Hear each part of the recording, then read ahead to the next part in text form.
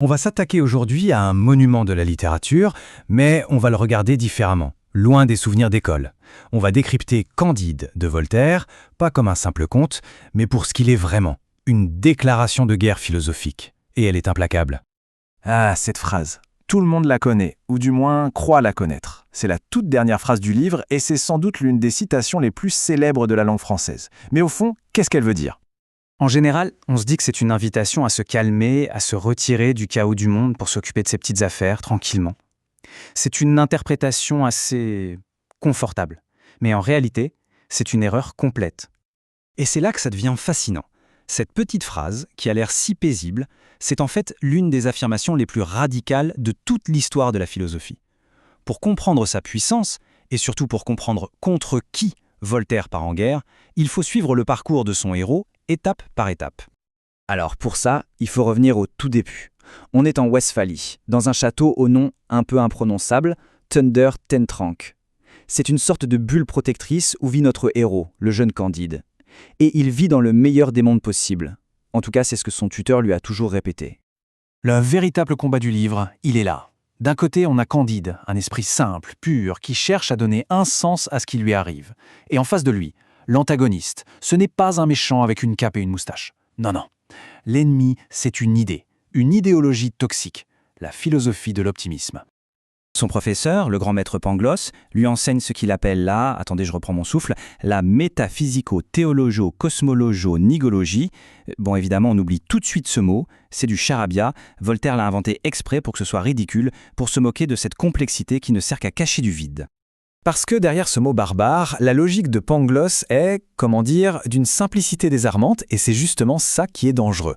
Son raisonnement, c'est ça. Les nez existent pour porter des lunettes, la preuve, on porte des lunettes. Les cochons existent pour être mangés, la preuve, on les mange. Chaque chose a une raison, une finalité, donc tout est parfait. Point final. Le problème avec ce système de pensée, c'est qu'il refuse de voir le mal.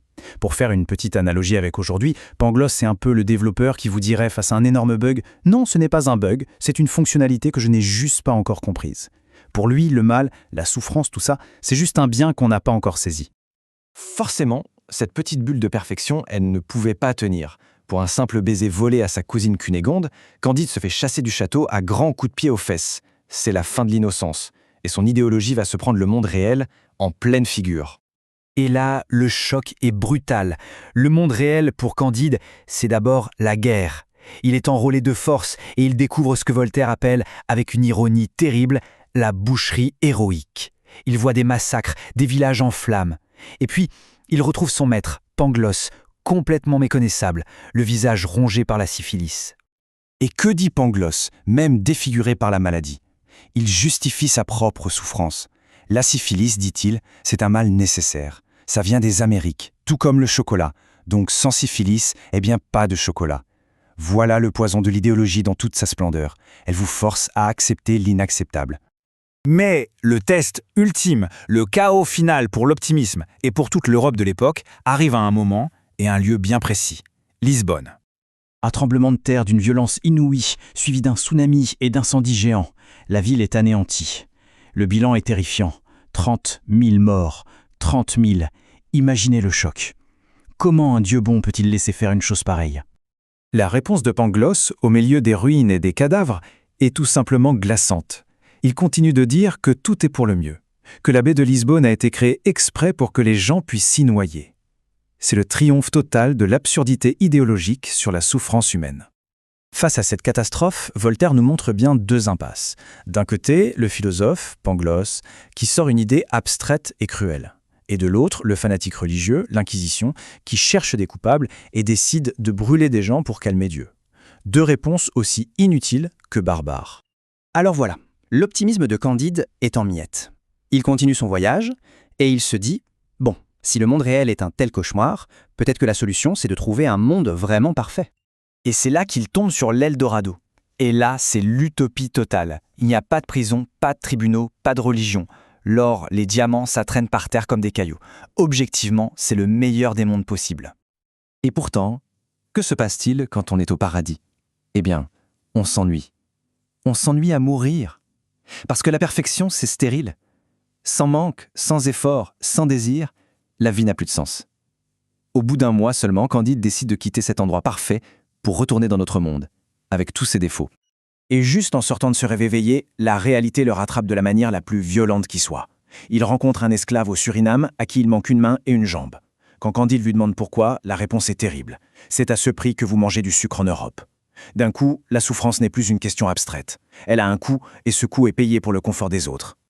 On arrive à la fin du voyage. Candide et sa petite bande se posent enfin dans une petite ferme.